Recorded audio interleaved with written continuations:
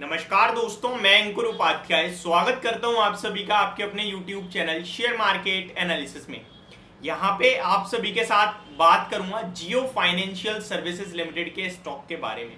Recently ये company अपने रिलायंस से डीमर्ज हुई है, जहां पे निवेशकों को एक शेयर के सामने एक शेयर मिला। उसके बाद ये स्टॉक ज्यादातर टाइम सर्किट टू सर्किट चला है। स्टॉक लिस्टिंग के बाद से 10 दिन तक T2 ट्रेड में रहेगा, ऐसा ऑलरेडी अनाउंसमेंट हो चुकी थी और लिस्टिंग हुई थी 21 को। 21, 22, 23, 24, 25 5 दिन पिछले वीक आपके लिए T2 ट्रेड में रहा। और मैं भूल गया, 21, 22, 23, 24, 25, 26 और 27 सैटरडे संडे, फिर 28, 29, 30, 31। तो ऑलमोस्ट 9 ट्रेडिंग सेशन हो चुके हैं इसको T2 ट्रेड में।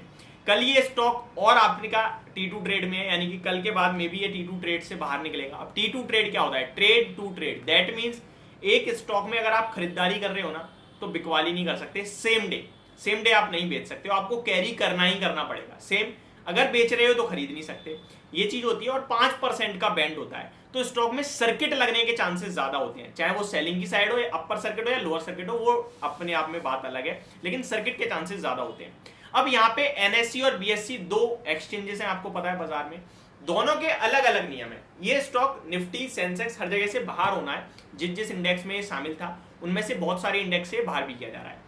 तो यहाँ पे BSE की तरफ से आज अनाउंसमेंट आई है कि BSE इंडाइसिस, मैं exactly word to word share करता हूं, उसके बाद में अपनी भाषा में आसान तरीके से आपको समझाने की कोशिश करूंगा। Jio financial to be remove from Sensex other BSE indices from Friday. तो सेंसेक्स से और जितनी भी BSE की इंडाइसिस हैं और जिनमें से बाहर होना था उनमें से निकल जाएगा। वर्ड पे ध्यान दीजिए, BSE की, NSE की नहीं। NSE अलग है और BSE अलग है। तो NSE में अभी बना रहेगा, BSE से निकल जाएगा। अब ऐसा क्यों भाई? देखिए मैं आपको समझाता हूं। BSE का अपना नियम है और NSE का अपना नियम है। BSE का रूल है कि स्टॉक लोअर सर्किट पे नहीं लगना चाहिए।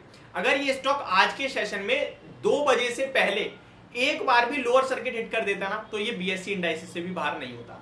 लेकिन क्योंकि ये स्टॉक बना रहा आपके लिए अपर सर्किट पे, एंड लास्ट में 2 बजे के बाद इसमें मूवमेंट हुआ है, सर्किट खुला है, बट लोअर सर्किट 2 बजे से पहले नहीं लगा था, तो यहाँ जियो फाइनेंशियल का शेयर जो है आपके लिए BSE सेंसेक्स इंडाइसिस से बाहर हो जाएगा। निफ्टी में पहले ये 24 तारीख को बाहर होना, सॉरी NSE से निफ्टी में ये पहले 24 तारीख को बाहर होना था, जो कि नहीं हुआ। उसके बाद आपका डेट पोस्टपोन करी गई 29 सितंबर, नहीं हुआ। अभी 1 सितंबर की डेट थी जहां बाहर होना था, वहां भी नहीं हो रहा, क्योंकि NSE का जो नियम है ना, वो 3 दिन में से 2 दिन सर्किट नहीं लगना चाहिए, चाहे वो अपर का हो या लोअर हो, कोई भी सर्किट हो नहीं चाहिए। अगर सर्किट लग जाएगा तो बाहर नहीं करेंगे ये। अब समझिए NSE से कब बाहर होगा। NSE से आपका आज का ट्रेडिंग सेशन में तो सर्किट लग गया, तो आज तो छोड़ दो। अब अगले 2 दिन अगर सर्किट नहीं लगता है ना किसी भी तरफ, तो ये NSE से भी बाहर हो जाएगा। लेकिन अगर सर्किट लग जाता है तो बाहर नहीं होगा। अब ये निफ्टी सेंसेक्स से बाहर होने की बात क्यों कर रहा हूं मैं? देखिए यहाँ पे निफ्टी और सेंसेक्स दोनों इंडेक्सेस में स्टॉक इंक्लूड है और दोनों से ही बाहर होना है। जब ये बाहर होगा तो इसमें बिकवाली होगी लगभग 160 मिलियन शेयर्स की। अब जब 160 मिलियन शेयर्स की बिकवाली हो रही है, तो ऑब्वियस सी बात है आउटफ्लो, पैसा बाहर निकलेगा, बेच रहे हैं लोग, तो बिकेगा लगभग 3800 करोड़ का माल। तो ये एक ओवरहैंग है स्टॉक में। बाकी इसकी वजह से अगर आप सोचें अपर सर्किट या लोअर सर्किट लग रहा है, बिल्कुल नहीं, ये आपकी जानकारी के लिए। अब आ जाते हैं स्टॉक में क्या करना चाहिए। आज स्टॉक 241-42 का अपर सर्किट लगा के नीचे में आपके लिए 200 एग्जैक्टली मैं आपको बताऊं तो 231 का लो आई थिंक आज के सेशन में लगाया स्टॉक ने, और क्लोजिंग आपके लिए 233 के लेवल्स पे आते हुए दिखी आपको। अब यहाँ पे 1% की तेजी के साथ बंद हुआ। अब यहाँ पे क्या करें? देखिए निवेशक बने रहे और फ्रेश निवेश के लिए जब भी ये स्टॉक आपके लिए 215 या 220 के नीचे निकलता है, आप हर 5% पे खरीदारी करोगे। फॉर एग्जाम्पल मेरे को 100 रुपए लगाने हैं, 220 रुपए में मैं 100 में से 20 लगा दूंगा। 5% की डिप पे अनदर 20 रुपए लगाऊंगा, 5% की डिप पे अनदर 20, 220 रुपए के नीचे 5% पे मैं 20-20-20 करके 5 इंस्टॉलमेंट डालूंगा। अब ऐसा क्यों? ये स्टॉक सस्ता हो जाएगा मेरे लिए। अब 220 के ऊपर रहेगा तो क्या करूं भाई? तो आपकी अपनी मर्जी है, लगाना है लगाओ, नहीं लगाना मत लगाओ। मैंने आपके साथ ऑलरेडी लगवा चुका हूं पैसा यहाँ पे, जब मैंने कहा था आपने लगाया, पैसा बन रहा है आपका।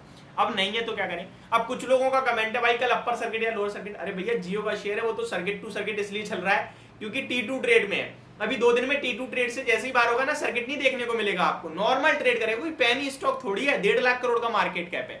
निवेशक निवेशित रहिए, ये पैसा बनाएगा, मल्टी बैगर रिटर्न बनेंगे। या मैं आपको बता रहा हूं रिलायंस से क्यों, क्योंकि 1,40,50,000 करोड़ का मार्केट कैप है। मेरी खरीदारी की राय है जब 1,30,000 करोड़ के आसपास मार्केट कैप पहुंचेगा तो वहां मैं खरीदूंगा। तो मेरे पास क्या है?